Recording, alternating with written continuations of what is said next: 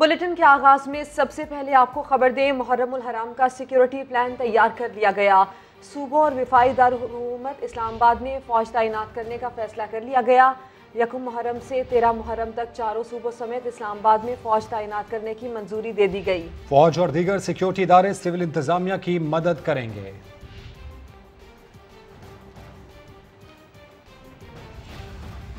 पूरी कौम की नजरें अरशद नदीम पर लग गईं। जी हां, अरशद नदीम टोक्यो ओलंपिक्स में गोल्ड मेडल पाकिस्तान लाने की वाहिद उम्मीद है।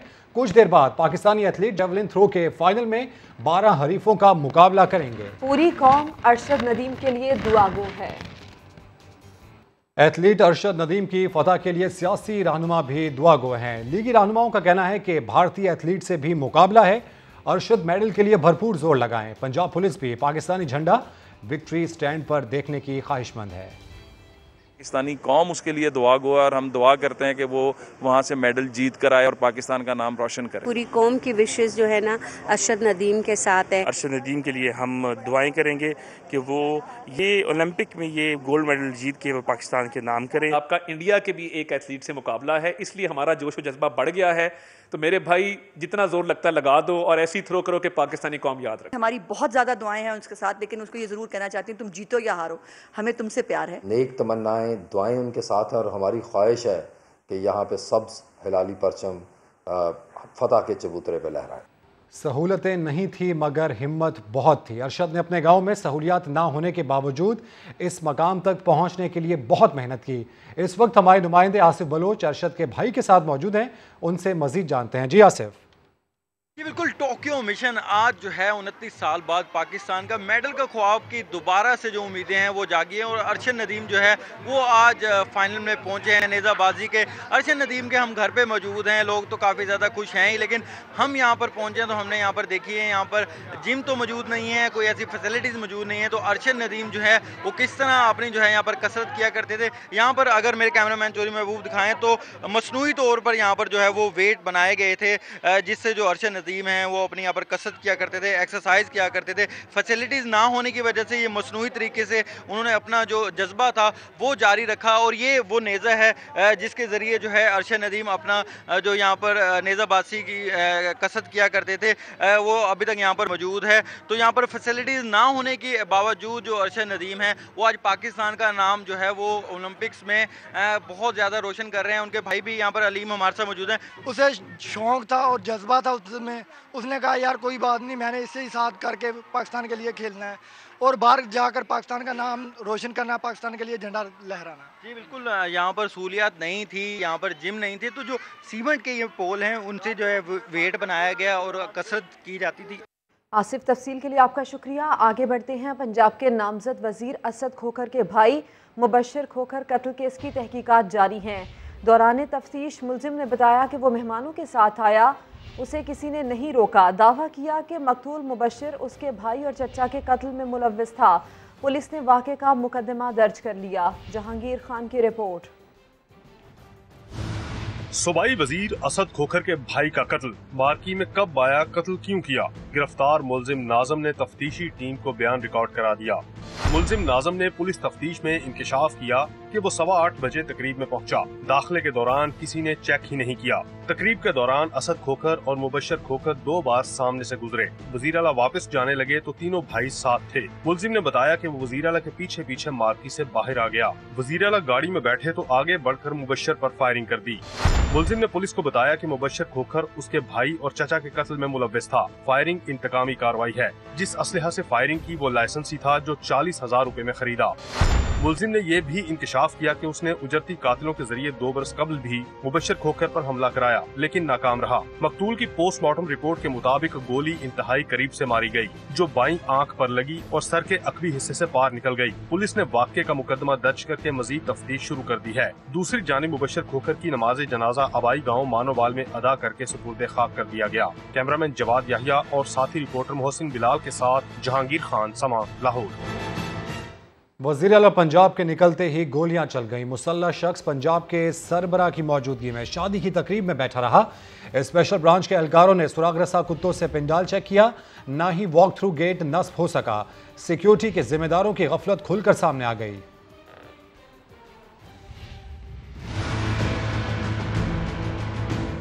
सूबाई वजीर के बेटे की शादी में कत्ल की वारदात। वजीर आला पंजाब सरदार उस्मान बुज़दार की सिक्योरिटी पर सवालात उठने लगे। सूबाई वजीर असद खोखर के बेटे की शादी लाहौर के पोश इलाके डिफेंस सी में हुई, जहां मौजूद थे वजीर आला पंजाब उस्मान बुज़दार। मगर सिक्योरिटी में नकाइस का ये हाल कि एक DSP, 2 SHOs और 40 एहलकार तैनात होने के बावजूद एक मुसल्ला शख्स तकरीबन 30 मिनट तक शादी की तकरीब में मौजूद रहा। किसी ने मशकूक समझा, ना ही मार्की में आते जाते तलाशी ली। वजीर आला के जाते ही मुलजिम ने फायरिंग कर दी। पुलिस ज़राए के मुताबिक वजीर आला ऑफिस की जानिब से उस्मान बुज़दार के निजी दौरे के बारे में सिर्फ 1 घंटा पहले बताया गया। दाखिली रास्तों पे वॉक थ्रू गेट नस्ब नहीं किया जा सके। न ही स्पेशल ब्रांच के एहलकारों ने सुराग रसां कुत्तों से पंडाल को चेक किया। तकरीब में 1500 से जायद मेहमान मौजूद थे। जल्दी में सबको चेक करना मुमकिन न हो सका। वजीर आला उस्मान बुज़दार की जेर सदारत सूबाई एपेक्स कमेटी का इजलास हुआ, जिसमें फायरिंग के वाक़े पर तशवीश और अस्तर नो हिकमत अमली पर गौर किया गया। IG पंजाब ने वाक़े के हवाले से तफसीली ब्रीफिंग दी। जहांगीर खान, समा, लाहौर। कोरोना वायरस मजीद 95 मरीजों की जान ले गया, जिनमें 3 डॉक्टर्स भी शामिल हैं। कराची में गायनेकोलॉजिस्ट डॉक्टर फरजाना मेमन इंतकाल कर गईं। अयूब मेडिकल कॉम्प्लेक्स में जेर इलाज डॉक्टर एहसानुल हक भी जांबर ना हो सके। NCOC के मुताबिक कोरोना से मजमूई अमवात की तादाद 23,797 हो गई। 4,720 नए केसेस रिपोर्ट हुए हैं। मुस्बत केसेस की शरह 8.2% रही। खैबर पख्तूनख्वा में सूरत हाल संगीन होने लगी। मजीद 426 अफराद कोरोना वायरस का शिकार हो गए। स्विस इदारे ने मर्दान के 2 बड़े अस्पतालों को जदीद तिब्बी आलात फराहम कर दिए। अब्दुर्रहमान रिपोर्ट कर रहे हैं। कोरोना वबा की चौथी लहर में मरीजों के फौरी इलाज यकीनी बनाने स्विस इदारे का अतिया। आलात में वीडियो ब्रोंकोस्कोप, 10 ऑक्सीजन कंसंट्रेटर और 2 हाई फ्लोनिक थेरापीज शामिल, जो हवाले की गई मर्दान के 2 बड़े अस्पतालों को। That will be an asset for our that institution, और वो बड़ा सपोर्ट देगा। वो इस तरह की पेशेंट्स जो इससे पहले यहाँ पेशावर के टर्शियरी हॉस्पिटल में या इस्लामाबाद उनको जाना पड़ता था, और वहाँ हमारी एक्सपर्टीज़ और स्पेशलिस्ट उस लेवल के मौजूद हैं, उनको सिर्फ जो इक्विपमेंट की डेफिशिएंसी थी। स्विस प्रोजेक्ट के तहत अब तक खैबर पख्तूनख्वा के 19 अजला को आलात फराहम किए जा चुके हैं। इस वक्त इसी प्रोजेक्ट के तहत हम KP में मर्दान और पेशावर में दे रहे हैं, जबकि इसी प्रोजेक्ट के तहत हम पंजाब में भी 3 अजला में दे रहे हैं। खैबर पख्तूनख्वा में कोरोना के वार बदस्तूर जारी हैं। 24 घंटे में मजीद 426 अफराद में इसके वायरस की तस्दीक हो गई है। पेशावर सबसे ज्यादा मुतासिर है, जहां मुस्बत केसों की तादाद 16% रिकॉर्ड की गई। कैमरामैन ज़काउल्लाह के साथ अब्दुर्रहमान, समा, पेशावर। कराची में लॉकडाउन के असरात सामने आने लगे। मुस्बत केसेस की शरह 3% से कम होकर 21% पर आ गई है। वज़ीर आला सिंध की मेज़बानी में NCOC के इजलास में ब्रीफिंग दी गई, जिसमें बताया गया कि कराची में कोरोना केसेस कम होना शुरू हो गए हैं। कराची में आने वाले 67% केसेस लाहौर, इस्लामाबाद, पेशावर, रावलपिंडी और हैदराबाद से आ रहे हैं। कराची में 1210 मरीजों की हालत तशवीशनाक है। मुस्तफ़ा कमाल ने सियासी एडमिनिस्ट्रेटर की तैनाती को कराची पर कब्जे के मुतरादिफ करार दे दिया। PSP सरबरा ने सिंध हुकूमत के खिलाफ 10 मुहर्रम के बाद सड़कों पर आने का ऐलान भी कर दिया। एडमिनिस्ट्रेटर लगाना इस शहर पे कब्जा करने के मुतरादिफ है। पीपल्स पार्टी को ये लग गया है कि वो पहली दफा कराची पे कब्जा ऑफिशियली कर सकते हैं। ये वो ख्वाब, बिल्ली के ख्वाब में छींचड़े होते हैं ना, ये वो ख्वाब देख रहे हैं। हमने रॉ के तसल्लुस से इसलिए नहीं आजादी हासिल की थी कि ये कराची प्लेट में सजाकर जरदारी साहब के हवाले कर दिया जाए। सही मानों में सिंधु देश तो इस पीपल्स पार्टी ने इसको बना दिया है। एक वक्त आएगा कि कल ये पाकिस्तान के दूसरे हिस्सों से आने वालों पे ये वीजा लगा देंगे सिंध के अंदर। 10 मुहर्रम के बाद इंशाअल्लाह ताला पाक सरजमीन पार्टी सिंध के हुक्मरानों की ज्यादती के ऊपर सड़कों पर आने का हमने ऐलान किया है। सड़कों पर शौक से आए मगर मास्क पहनकर, एडमिनिस्ट्रेटर कराची का साबिक नाजिम को जवाब। मुर्तज़ा वहाब ने कोरोना केसेस की शरह में कमी पर इत्मीनान का इजहार कर दिया। बोले, खतरनाक सूरत हाल से बाहर आ जाएं तो कारोबार खोल देंगे। कोरोना वायरस एक प्रॉब्लम है, इसके नंबर जो हैं बड़ी मुश्किल से अंडर कंट्रोल आने के एक स्टेज पर हैं। अगर हमने इस वक्त अगले 30-35 रोज जिम्मेदारी का मुजाहरा किया तो ये डाउनवर्ड ट्रेंड स्टार्ट हो जाएगा। एक बार हम खतरनाक सिचुएशन से बाहर निकल आए तो फिर मैं समझता हूँ चीज़ों को खोल दिया जाएगा। कल तक एक नया नोटिफिकेशन आ जाएगा जो कि 9 तारीख से चीज़ों को रेगुलेट करेगा, जिसके अंदर कुछ रिलैक्सेशन भी है लोगों के लिए और कुछ सख्तियाँ जो है उनको बरकरार भी रखा जाए। मुस्तफ़ा कमाल साहब मेरे बड़े हैं, अगर वो सड़कों पे आना चाहते हैं मैं गुजारिश ये करूँगा कि मास्क पहन के आए। अभी जंग जो है सियासी जंग नहीं है, सेहत की जंग है। नादरा की गलती या एक्सपो वैक्सीनेशन सेंटर के अमले की गफलत। वैक्सीनेशन की गलत एंट्री ने कराची के यासिर नसीम की जिंदगी भर की जमा पूंजी दाव पर लगा दी। यासिर ने सऊदी अरब जाने के लिए एस्ट्राजेनिका वैक्सीन लगवाई, लेकिन सर्टिफिकेट में कैंसाइनो दर्ज है जो सऊदी अरब में काबिल कबूल ही नहीं। मजीद बता रहे हैं समा के नुमाइंदे मुदस्सिर नज़ीर।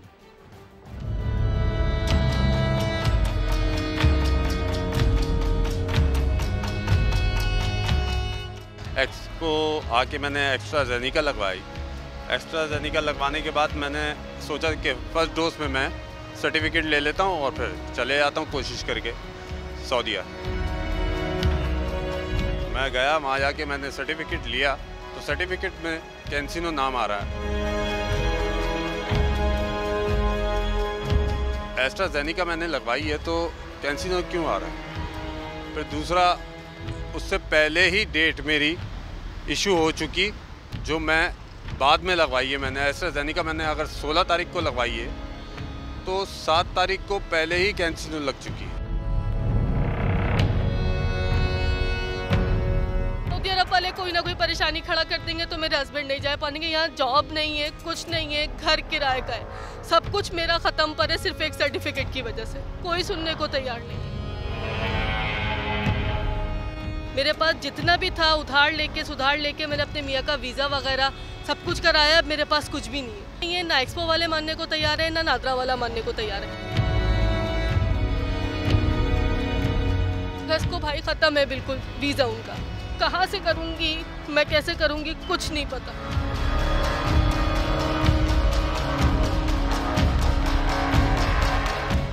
कोयटा के सिविल अस्पताल में भी कोरोना वैक्सीनेशन के डेटा इंदराज में बेज़ाब्तियों का इंकशाफ हुआ है। महकमा सेहत ने मरकज़ ही सील कर दिया।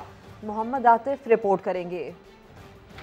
कोयटा के सिविल अस्पताल कोरोना वैक्सीनेशन सेंटर में बेज़ाब्तियों का इंकशाफ, सेंटर को सील कर दिया गया। अस्पताल इंतजामिया का कहना है कि अवाम की शिकायत पर सेंटर को सील किया गया। सेंटर का अमला कागजी कार्रवाई के जरिए जाली इंदराज कर रहा था। आइंदा वैक्सीन करवाने वाले अफराद का इंदराज कंप्यूटराइज किया जाएगा जो नादरा से बराह रास्त मुंसलिक होगा। शीट्स पे जो है मैनुअल एंट्री के बाद अक्सर डाटा अपलोड नहीं हो सकता था और उस डेटा अपलोड ना होने की वजह से बैकलॉग था और कई लोग परेशान थे कि एंट्रीज नहीं थी। वैक्सीनेशन सेंटर की बंदिश से शहरियों की मुश्किलात में इजाफा हो गया। हम जब भी जाते हैं नादरा ऑफिस में कि हमने दोनों डोज लगवाई, हमें सर्टिफिकेट दिया जाए, वो कहते हैं कि एक एंट्री नहीं, आप सिविल अस्पताल चल जाए एंट्री करवा के आए। इधर आते हैं तो इधर एंट्री नहीं होती। मैंने दोनों टीके इधर लगाया है। जब भी इधर आता है तो डेट देता है कि पुराने डेट को आ जाओ, 5 को आ जाओ, 6 को आ जाओ। हम जब आ जाता है बोलता है आज नहीं एंट्री हो रही है, ना बरूले में चले जाओ, बरूले की जाता है बोलते जिधर आपने टिकट लगाया उधर लगाओ। महकमे सेहत के हुकाम का कहना है कि जाली इंदराज के हवाले से तहकीकात शुरू कर दी। सिविल अस्पताल का कोरोना वैक्सीनेशन सेंटर 2 रोज़ बाद बहाल कर दिया जाएगा। कैमरामैन शहजाद अनवर के साथ मोहम्मद आतिफ, समा, कोयटा।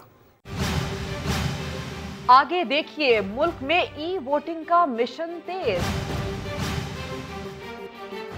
पंजाब के वजीर असद खोखर के भाई मुबशर के कातिल में मुलव्विस मरकजी मुलजिम के साथी को भी गिरफ्तार कर लिया गया। उमर हयात वारदात के वक्त मुलजिम नाजिम के साथ था। अपडेट्स हासिल करेंगे समा के नुमाइंदे जहांगीर खान से। जहांगीर, क्या बताना है पुलिस का?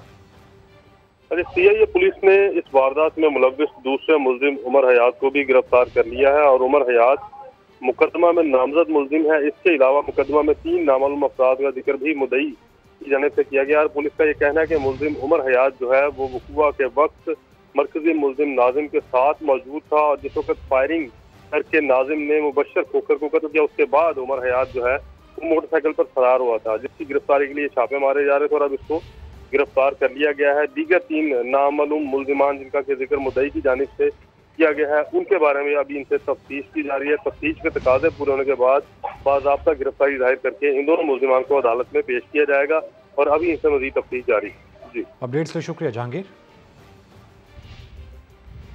वज़ीर आला पंजाब उस्मान बुज़दार कहते हैं तमाम मज़ाहिब की इबादत गाहों की हिफाजत रियासत की जिम्मेदारी है।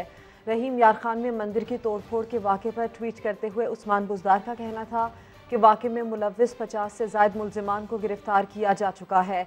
आइंदा ऐसे वाक़यात का मुकम्मल खात्मा यकीनी बनाया जाएगा। वज़ीर आला का मज़ीद कहना था कि मंदिर की बहाली का काम भी तेज़ी से जारी है। मकबूजा कश्मीर अटूट अंग नहीं, मुतनाज़ इलाका है। अक़वाम मुत्तहिदा के सेक्रेटरी जनरल ने भारत के मुंह पर जोरदार तमाचा दे मारा। कहा मसला कश्मीर सलामती कौंसिल के एजेंडे में तवील तरीन ज़ेर इल्तवा तनाज़ा है। पाकिस्तान का बयान का खैर मकदम।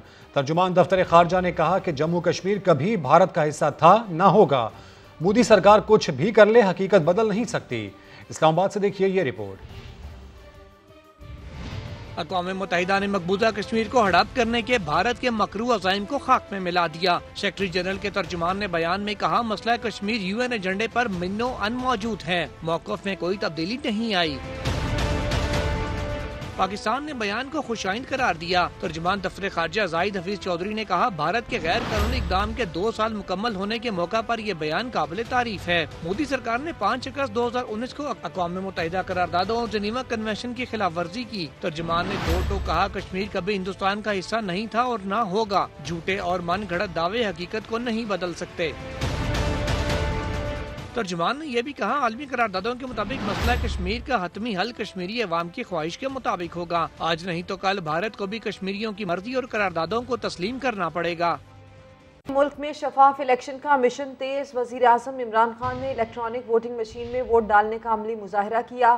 कारकर्दगी पर वज़ारत साइंस एंड टेक्नोलॉजी को शाबाशी दी। वज़ीर आज़म हाउस में वज़ारत साइंस एंड टेक्नोलॉजी की तैयार करदा इलेक्ट्रॉनिक वोटिंग मशीन में वोट डालने का अमली मुजाहरा किया गया। वज़ीर साइंस और टेक्नोलॉजी शिबली फराज ने वज़ीर आज़म को ब्रीफिंग दी। शिबली फराज का कहना था कि EVM को इंटरनेट की ज़रूरत नहीं, इसका सॉफ्टवेयर आला मयार के मुताबिक है। वज़ीर आज़म इमरान खान ने खुद मशीन पर वोट डालने का अमली मुजाहरा किया। उन्होंने वज़ारत साइंस एंड टेक्नोलॉजी को शाबाशी दी। गुजरावाला में डकैती की बड़ी वारदात। 4 डाकू 1 करोड़ 66 लाख रुपए का सोना और 15 लाख रुपए लूट कर फरार हो गए। मोहसिन खालिद रिपोर्ट करेंगे। गुजरावाला के इलाके अरूप में डकैती की बड़ी वारदात। कार सवार 4 डाकू ताजिर इफ्तिखार अहमद के घर में घुसे, घर में मौजूद अफराद को कमरे में बंद किया और 1 करोड़ 66 लाख मालियत के जेवरात, 15 लाख रुपए नकद और दीगर सामान लूट कर बासानी फरार हो गए। बीच शादी हुई थी छोटे भाई की मेरी, कुछ 6-7 महीने हुए हैं, तो उनका जितना भी जेवर था वो सारा चला गया। उसके अलावा मेरी अम्मी का जेवर था वो चला गया। उसके अलावा मेरी सिस्टर थी बड़ी, वो उनके पास जेवर कुछ था, उनका भी सारा चला गया। ये सारा, और मेरी वाइफ का जेवर था वो भी चला गया। चौकीदार का दावा है कि मुल्जिमान ने पहले खुद को खुफिया एजेंसी के मुलाजमीन जाहिर किया और फिर अहले खाना को कत्ल की धमकी देकर सब कुछ ले गए। पहले कहने लगे हम एजेंसी के बंदे घबराए ना, जब सबको इकट्ठे कर लिया फिर उन्होंने बोला जो कुछ है ना हमें दे दो, अगर ना दिया तो हम सबको मार देंगे। जान तो वापस नहीं आ सकती, पैसा वापस आएगा। ताजिर इफ्तिखार अहमद की दरखास्त पर मुकदमा दर्ज कर लिया गया। पुलिस तर्जुमान के मुताबिक इलाके में लगे CCTV कैमरों के जरिए मुल्जिमान की शिनाख्त की कोशिश जारी है। कैमरामैन शबीर हुसैन के साथ मोहसिन खालिद, समा, गुजरावाला। लाहौर से साहिवाल लड़कियों के अगवा और फरोख्त का घिनौना धंधा सालों तक चलता रहा। ग्रोह में 2 खवातीन समेत 7 अफराद शामिल हैं। ये ग्रोह घर से भागी हुई या गरीब लड़कियों को नौकरी या शादी का लालच देकर अपने साथ ले जाता था।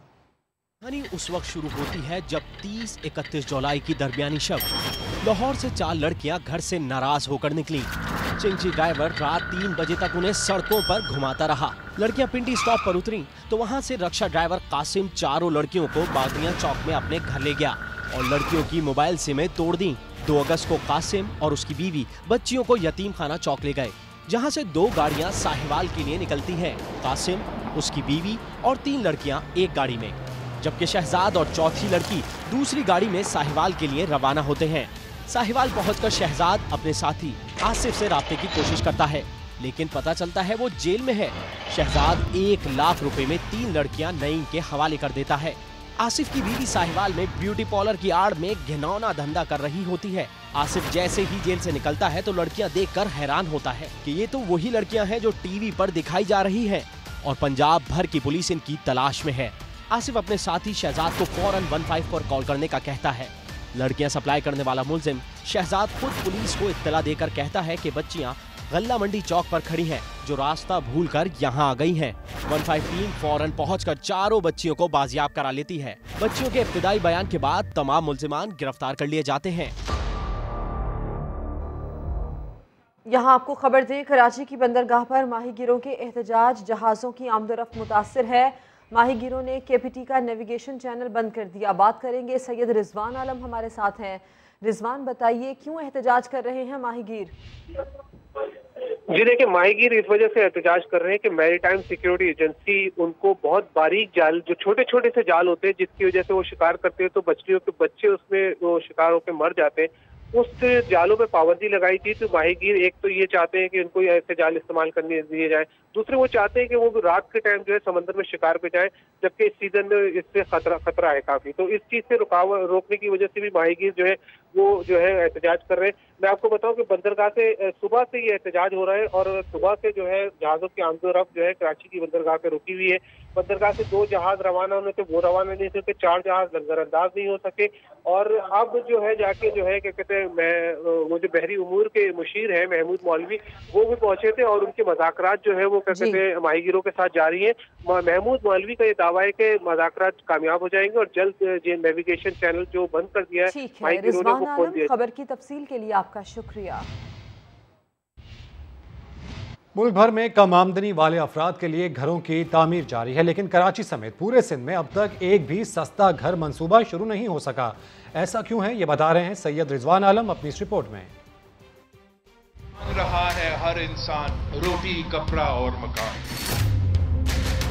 पीपल्स पार्टी का मंशूर रोटी, कपड़ा और मकान, लेकिन सिंध में गरीबों को आसान तरीन किस्तों पर सस्ता घर मिलने के हवाले से सिंध हुकूमत का रवैया इसके बिल्कुल बरअक्स है। तो ये मंसूबा महज एक सियासत की नज़र होता हुआ नज़र आ रहा है और उसमें इसकी तमाम तर नाअहली हुकूमत सिंध की तरफ आयद होती है।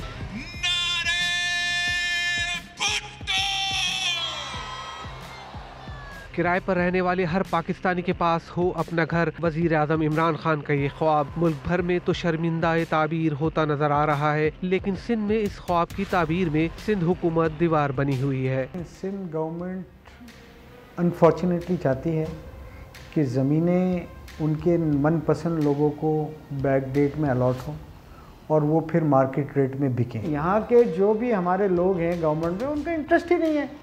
ये 25-27 लाख के मकान में किसको मिलेगा क्या और करेगा कौन काम क्यों? Simple is that. भाई जहाँ पैसे मिलेंगे वहाँ काम करेंगे। सिंध हुकूमत के तर्जुमान मुर्तज़ा वहाब से जब इस हवाले से हुकूमत का मौक़िफ़ मालूम किया गया तो हर बार की तरह इस बार भी सवाल चना और जवाब गंदुम था। तो ज़मीन तो वफाक के पास बहुत मौजूद है। सिंध की ज़मीन के ऊपर जो काबिज़ है, पोर्ट कासिम भी है, KPT भी है, रेडियो पाकिस्तान भी है, सिविल एविएशन भी है, पाकिस्तान रेलवेज भी है। ज़मीन तो बहुत है, लेकिन अगर आपका मकसद होता गरीब आदमी के लिए नया पाकिस्तान हाउसिंग स्कीम के तहत घर बनाना, तो शायद आपके वजीर रेलवे गवर्नर साहब के साथ मिलके उन गरीबों के लिए हाउसिंग स्कीम का सोच रहे होते। नया पाकिस्तान हाउसिंग स्कीम में सस्ते घरों के तामीराती मंसूबों में हाइल रुकावटों को दूर करने के लिए वजीर आज़म हर हफ्ते इजलास मुनक्किद करते हैं, लेकिन सिंध में इस स्कीम की राह में हाइल रुकावटें ताहाल दूर नहीं हो सकी हैं। कैमरामैन इमरान शाहिद के साथ सैयद रिजवान आलम, समा, कराची।